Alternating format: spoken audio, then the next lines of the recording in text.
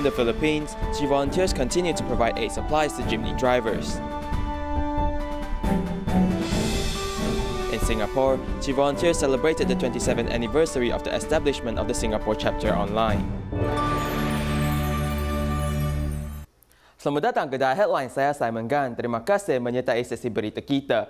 Tzu Chi Philippines Chapter's pandemic relief program is in the mid to long-term stage. Since August, they have been giving out supplies to jeepney drivers. Recently, they've expanded their plan to Mandaluyong and Valenzuela. Kusang loob na nagbibigay sa akin ng kapitbahay, kaibigan, kusang loob na nagbibigay sa akin ng biyaya. Alam kong blessing para sa akin yun.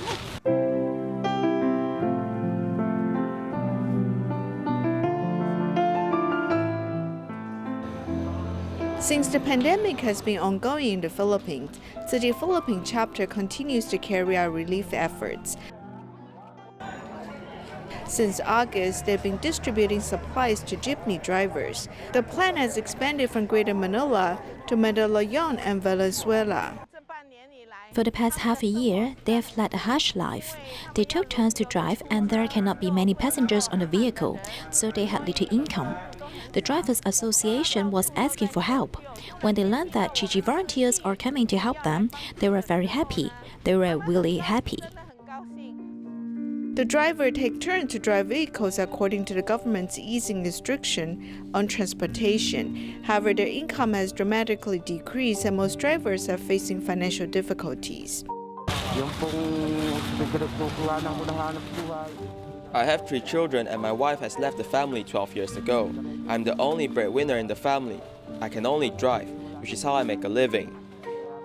Now that I do not have work, I do not have income. Thanks God for sending you to help us.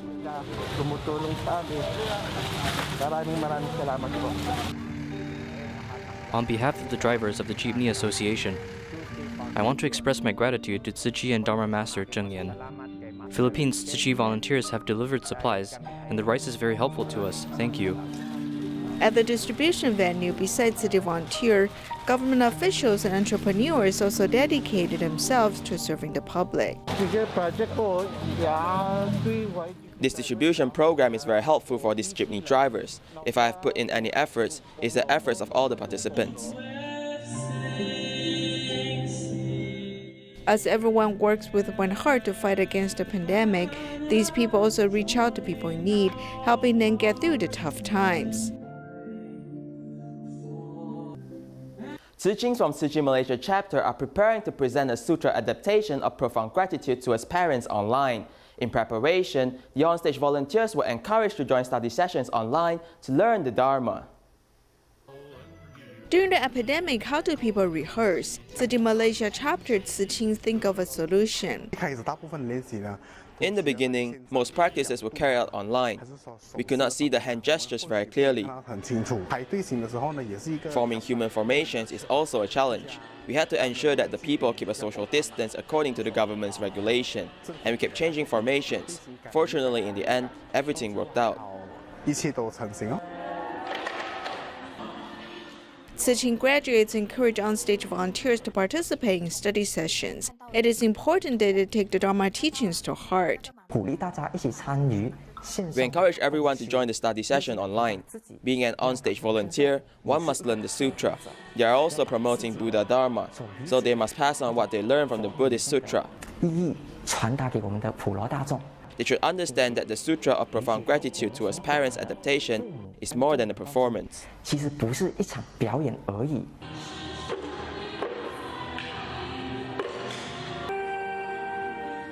These young teachers learn while doing things. Seeing how the onstage volunteers learn and grow, they've also gained much. I've played the drum in a Sutra adaptation before, and someone taught me to do it. However, this time, I had to learn it by myself and I need to teach other volunteers, so I think it's a bit difficult. Sometimes, I make mistakes trying to catch a tempo. I had to practice hard, just like the master said. As we try to inspire other people, we might be influencing hundreds and thousands of people. These young people are doing their best to prepare for the online Sutra adaptation, hoping to pass on the Dharma teachings. In Taiwan, an exhibition of Buddhist Sutra drawings has been held at the Tainan Jingsi Hall. The exhibition presents the works of Tzu Chi volunteer Chen Songde, who has spent more than 3 years completing Lotus Sutra drawings. Here's more. Chen Songde spent 3 years to complete sutra drawings for threefold Lotus Sutra. The Buddha's teachings to his disciple were full of compassion. A Buddha Sutra is what Buddhist practitioners rely on. Chen Songde was inspired to create Buddhist Sutra drawings. The Buddha has come to this world to teach Lotus Sutra. We should learn the sutra and put it into practice. This phrase has inspired me to create sutra drawings. Chen Songde also has a daughter who is talented in music. When my father draws the Buddha Sutra, he cannot be distracted. If he is distracted, he would make mistakes. He uses the time when grandma is asleep, maybe midnight, to create his works. Then he has work to do in the daytime. When he has to create a lot of drawings, he's very busy. Having been influenced by her father, Chen Wangzi can concentrate and complete every task. She hopes people can feel compassion from looking at the Buddha Sutra drawings. This type of unique picture, it makes you feel touched. In your mind, you will be following your feelings. How do you place the picture of the Buddha next to the words of the sutra? His delicacy and spirit has surpassed that of ordinary artists. The delicate Buddha Sutra drawings have amazed the exhibition goers. Chen has presented the beauty and stateliness of Buddha Sutra through his works. The Indonesia TG Hospital is expected to officially start operations in April next year. The hospital's most important feature is the medical volunteer team. Due to the pandemic, they have been studying online at home to prepare for the hospital's opening. Located in Jakarta, the Indonesia TG Hospital next to the local Jingsa Hall has currently finished constructing the main structure of the building. At the moment, the hospital is being outfitted with furnishings and other internal systems. Although the epidemic prevention measures are in place, medical volunteers are still continuing their training through the internet.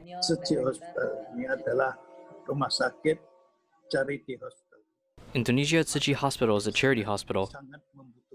We were not established to earn profits, so we hope that all the staff in the hospital and a medical volunteer group can complement each other through optimal cooperation.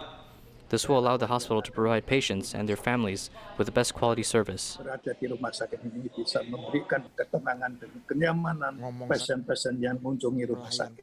TG Hospital in Indonesia is expected to be officially open in April next year. In addition to general outpatient and inpatient medical services, stem cell transplant, palliative care, neurosurgery, cancer, OBGYN, and pediatric care will be offered. Medical volunteers will act as a communication bridge between patients and medical care staff. As a medical volunteer, the most important things are empathy, compassion, and a willingness to listen. I went to a Tzu Chi hospital in Taiwan to learn about it. We want to use that set of professional training for volunteer training. Rumah sakit ini sebetulnya software kita pelayanan dia lebih penting daripada. The establishment of Tzu Chi Hospital in Indonesia is not just about the most advanced medical equipment. The most important thing is to provide the best medical service to every patient and allow Tzu Chi's volunteer spirit to spread throughout the hospital. The first overseas Tzu Chi hospital is about to be completed, and the spirit of Tzu Chi's humanitarian medical care will soon be put into practice in a Muslim country.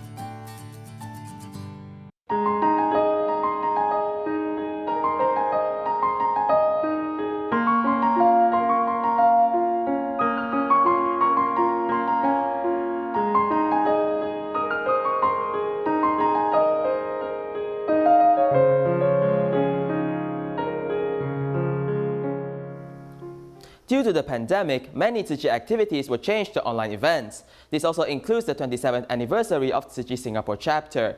In cooperation with the local government's movement control order, every volunteer met each other using online conferencing and celebrated together.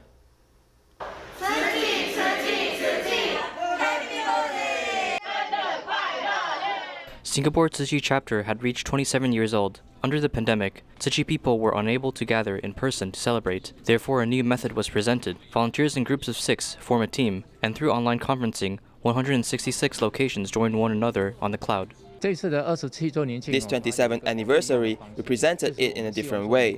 Through technology, Tzu Chi brothers and sisters gather and celebrate the anniversary. I hope that under this pandemic, everyone can be prepared. And when the situation improves, then we may team up and walk into different communities.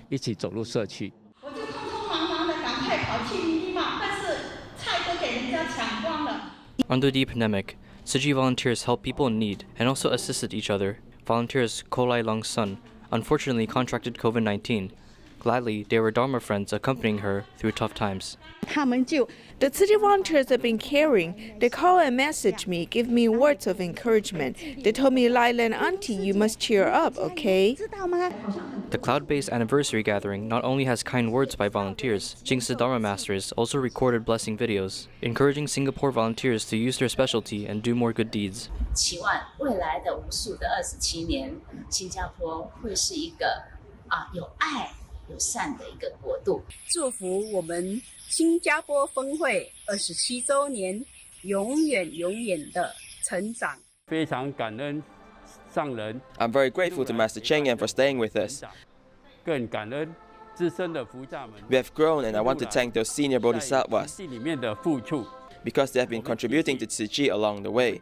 We hope that all of Jing's disciples and Tzu Chi volunteers in Singapore may work together to promote vegetarianism and recruit more fellows to learn the Dharma. Under the pandemic, though there is no grand celebrations, but the gatherings have allocated volunteers' commitment.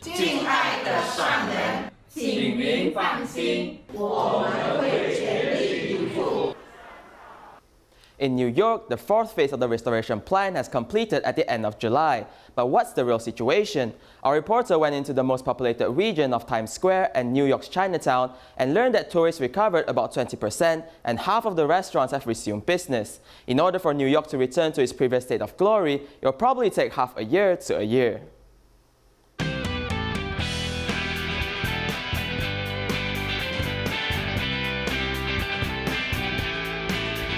Times Square is the most populated place in New York 6 months after the pandemic. Cars and people began to return to the city. Stores also continue to reopen.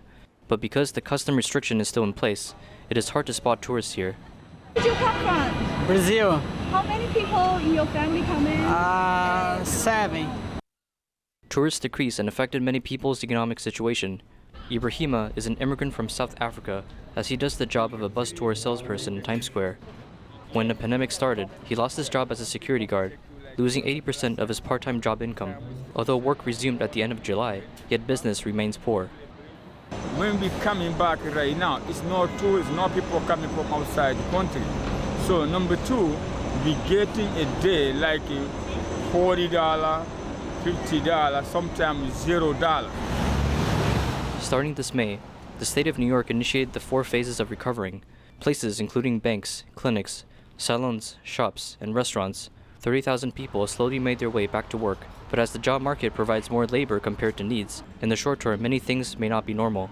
And then when we start working again back, was working only 2 days or 3 days. Right now, the salary will increase. Right now, I working like 17 per hour. Before I was doing 23, but now it's a little less, because many people are looking for job and the only construction is more better right now. But, have a lot of competition right now. The most populated region of New York is in Flushing. As banks and clinics reopen, half of the stores also resume business, but business is still quite poor. The largest industry in Flushing, the restaurants, have suffered severe economic pressure. Approximately half of the restaurants there face permanent closure. Due to the pandemic, we closed down and thought it would only last 2 months, but for half a year, things didn't improve. 3 months ago, I didn't see any hope, so I closed the restaurant down. The rent also gives me great pressure. Now the competition is fierce. As of now, restaurants are in preparation to resume business as they only allowed food delivery and eating outdoors. Restaurant owners must follow the rules. Tables are separated to keep distance. Disinfection and measuring body temperatures need to be done. This is alcohol. Every time we clear a table, we spray this to disinfect the surface, okay? Although entering Phase 4, New York still doesn't have reopened the option to dine in on restaurants. Mr. Cho, a food delivery man for 20 years, says that though the pandemic boosted his industry, if restaurants reopened, it will still help the entire restaurant business. If the restaurants can function normally, everyone could come in and eat and keep some distance between each other. This will also bring the food delivery service up. New York, after 3 months of the pandemic, needs many months for recovery. The city also has to face the possible second outbreak this coming winter. New York had gone from the most dangerous state to the best COVID prevention state in the United States. The question of how to maintain this role model of a state while catering to economic growth proves to be a challenge post-pandemic. In Sichuan, Wang Haoyu, who is 3.5 years old this year, has been a vegetarian since he was in his mother's womb.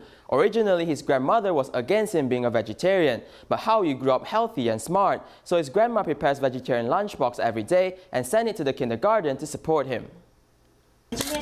Preparing all kinds of vegetables for the family is the happiest moment for Liu Shuangshou and her mother-in-law. Actually, it's not easy for the whole family to be meatless, especially when Shuangshou was pregnant. I can ignore the negative voices of my friends, but family members, especially the elders, it's not disagreement, but it's just that she's really worried about her grandson. Wang Haoyu has been vegetarian since his mother's womb. He is healthy and lively. His grandmother no longer upsets him to be vegetarian and also gives him lunch every day to support him. After she sends her grandson to school, she goes to the vegetable market to buy vegetables, cooks for him and sends him to school at noon because his school doesn't provide vegetarian food. It's been 3 years since he has been vegetarian, so I'll cook for him and support him. Grandma uses her actions to support her grandson and is confident that he will grow tall and strong. According to a study, it's estimated that Malaysia ranks 8th in the world for plastic waste producing, nearly 1 million tons due to poor plastic waste management. Also, cleaning costs are a heavy burden on the government, as the country produces 33 million tons of garbage and only 24% of the garbage is recycled and reused, most of which is paper. Therefore, how to turn the garbage into renewable resources has been a key issue for the Malaysian government in recent years. Full report as we learn more.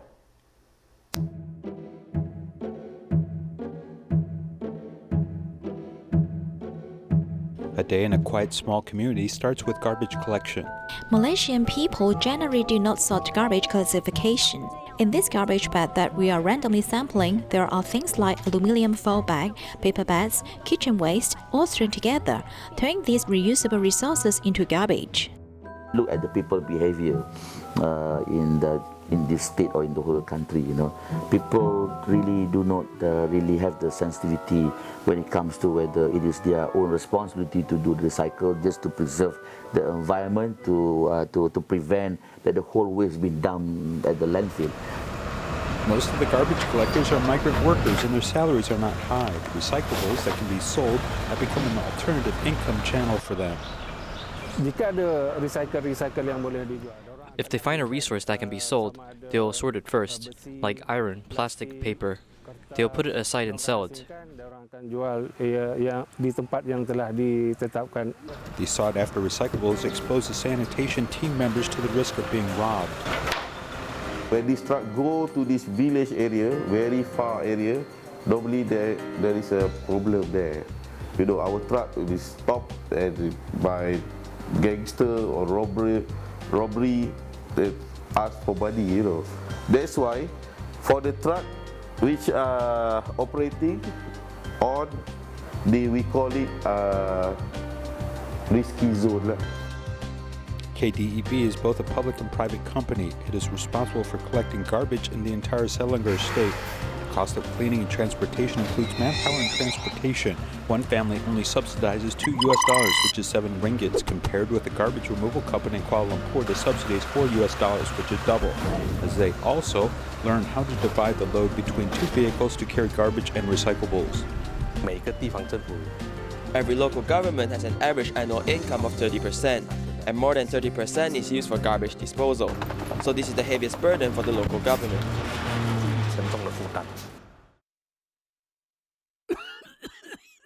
In this area, 3,000 tons of garbage are dumped every day. When the garbage truck dumps the garbage, it will be buried with a layer of soil. When the pile reaches 27 meters high, it will be covered and a new space for landfill must be found.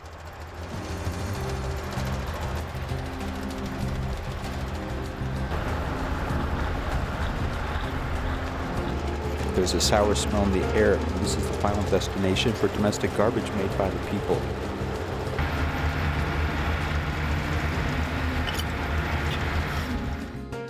There are 8 landfill sites in Selangor, and this site in Juraram is one of the larger ones that can accommodate nearly half of Selangor's waste. It will last maybe like the most 7 years. One is fill up 7 years, what are you going to do? You have to have another 100 to 150 acres of land just to be on standby for KDB to send the waste. So this is not the way forward, not the sustainable thing to do. To extend the life of the burial site, you must consider water quality, air pollution, land erosion, and other issues. The legal treatment method should be a layer of soil and a layer of garbage, plus a biogas exhaust pipe. And at the bottom, there's also an impermeable layer. When planning for this final treatment, wastewater is also a challenge. In Malaysia, there are 130 burial sites, and 80% of them are not done in a safe way. For example, if we spend $10 to $12 per metric ton in Malaysia, we can discard it to the landfill site. If the incinerator is used, its price may rise to $20 to $30.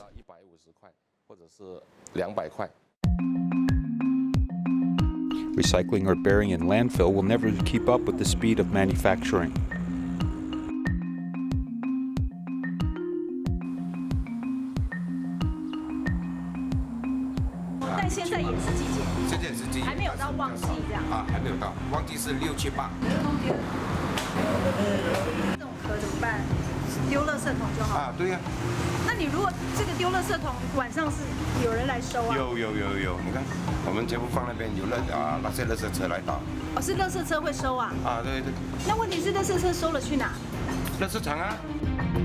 Perhaps what needs to be considered is that reducing trash at the source, which is the ultimate solution.